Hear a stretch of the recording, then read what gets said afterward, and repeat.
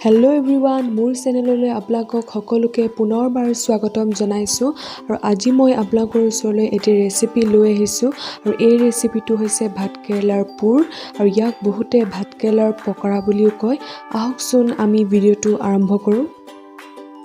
আপোনালোকে বাৰু ভাতকেৰেলাৰ পুৰ খাই পাইছেনে? যদি খাইছে মোক কমেণ্ট কৰি জনাব, আৰু যদি নাই খোৱা তেনেহ'লে মোৰ ৰেচিপিটো এবাৰ ট্ৰাই কৰি চাব।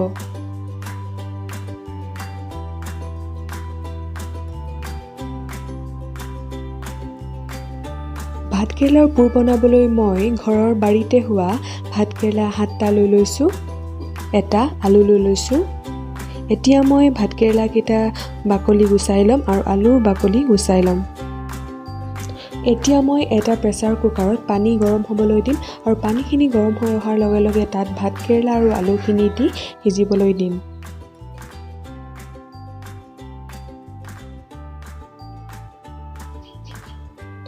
এফালে আলু আৰু ভাতকেৰেলাখিনি সিজি থাকে মানে মই এটা বাটিত 1 কাপ বেচন লৈ ল'ম। এতিয়া বেচনখিনিত মই ক'লা জিৰা আধা চামুচ দিম, কৰ্ণফ্ল'ৰ দিম 1 চামুচ, জিৰা পাউডাৰ দিম 1 চামুচ, ৰেড চিলি পাউডাৰ দিম 1 চামুচ, নিমখ দিম 1 চামুচ, আৰু এতিয়া সকলোখিনি ভালদৰে মিক্স কৰি ল'ম। এতিয়া মিশ্ৰণখিনিত মই অলপ অলপকৈ পানী দি মিলাই যাম।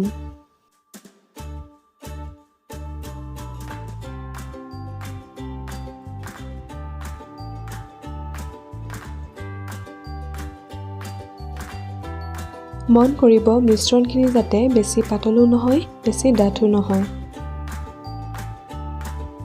এতিয়া মিশ্ৰণখিনিত মই আধা চামুচ হালধিৰ গুড়ি এড কৰিম।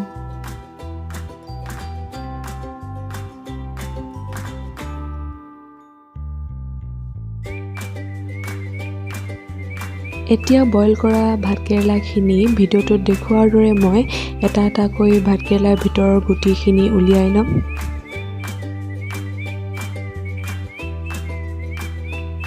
ভাতকেৰেলাৰ পৰা গুটিখিনি উলিয়াওঁতে সাৱধানে কৰিব, নহ'লে ভাতকেৰেলাটো ভাঙি যাবও পাৰে।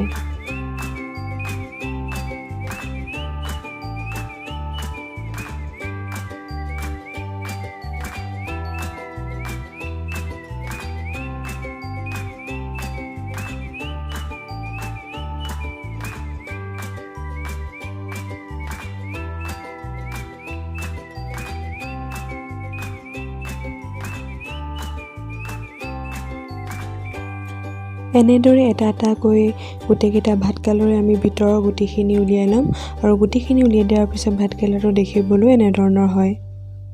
ভাতকেৰেলাৰ পুৰ বনাবলৈ মই ভাতকেৰেলাৰ গুটিখিনি আৰু আলুখিনি একেলগে পিটিকি ল'ম, আৰু ল'ম এটা মিডিয়াম চাইজৰ পিঁয়াজ আৰু আদা নহৰুৰ পেষ্ট। আৰু এতিয়া এখন পেন ল'ম, আৰু পেনখন গৰম হৈ অহাৰ লগে লগে আমি তাত মিঠাতেল দিম। এতিয়া তেলখিনি গৰম হৈ অহাৰ লগে লগে আমি কাটি থোৱা পিঁয়াজখিনি তাত দি দিম।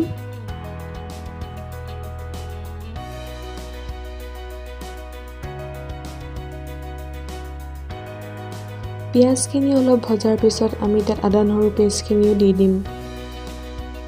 এতিয়া মই আধা চামুচ হালধিৰ গুড়ি আৰু আধা চামুচ নিমখ এড কৰিছোঁ।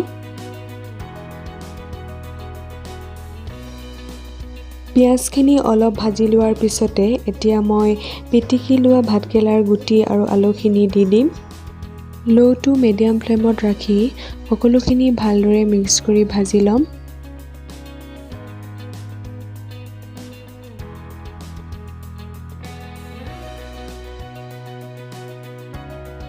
ভাতকেৰেলাৰ গুটি আৰু আলুৰ পিটিকাৰ ভাজিখিনি আমাৰ ৰেডি হৈ গ'ল। আহক এতিয়া আমি ৰেচিপিটোৰ নেক্সট প্ৰচেছলৈ আগবাঢ়োঁ। আমাক লাগিব ভাতকেৰেলাৰ বাহিৰৰ অংশটো।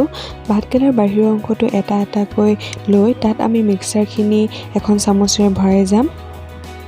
ভিডিঅ'টোত দেখুৱাৰ দৰে মই এটা এটাকৈ গোটেইকেইটা ভাতকেৰেলাতে মিক্সাৰখিনি ভৰাই ল'ম।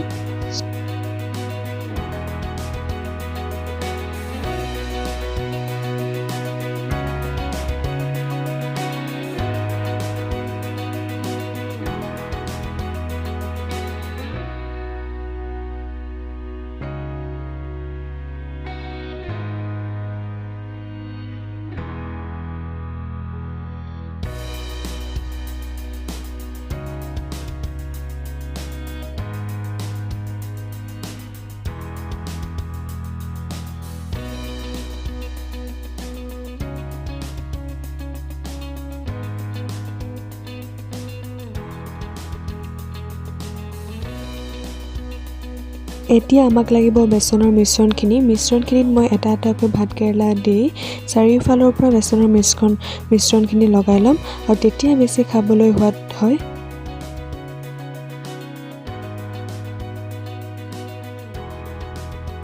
এতিয়া এখন কেৰাহীত ৰিফাইন তেল দি তেলখিনি গৰম হোৱাৰ লগে লগে আমি এটা এটাকৈ ভাতকেৰেলাৰ পুৰ দি যাম।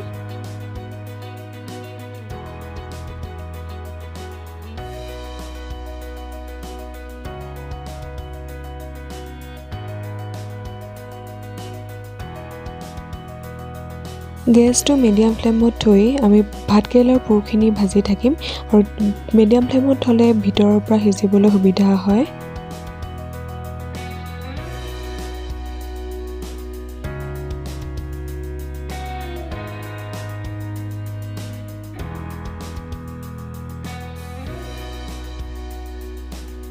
এনেদৰে এটা এটাকৈ আমি গোটেইকেইটা ভাতকেৰেলা ফ্ৰাই কৰি ল'ম। গোটেইকেইটা ভাতকেৰেলাৰ টুকুৰা ভাজি লোৱাৰ পাছত এনেদৰে আমাৰ ভাতকেৰেলাৰ পুৰ ৰেডি হৈ যাব।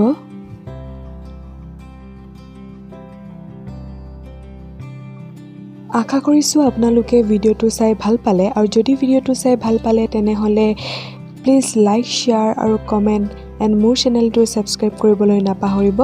Thank U.